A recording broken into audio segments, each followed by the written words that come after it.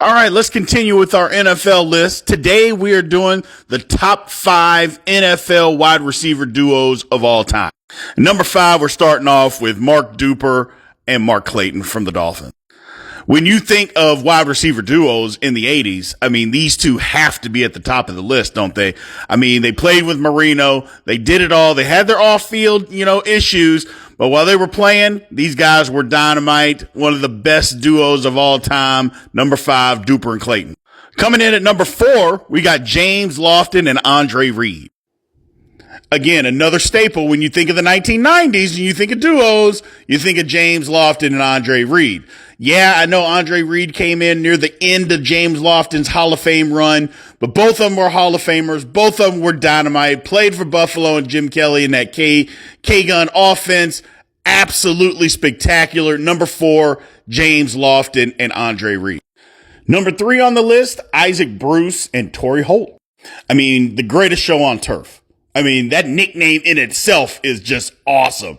And these guys were extremely good. Both of them outstanding route runners, incredible hands, had speed, scored a lot of touchdowns, a lot of yards. That offense was incredible. Playing with Kurt Warner, greatest show on turf, man. Torrey Holt, Isaac Bruce coming in at number 3.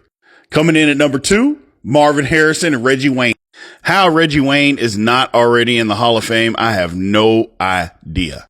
I mean, these guys were incredible. Teaming up with Peyton Manning, there literally wasn't a whole lot that they couldn't do, if anything that they couldn't get accomplished as a tandem on the football field.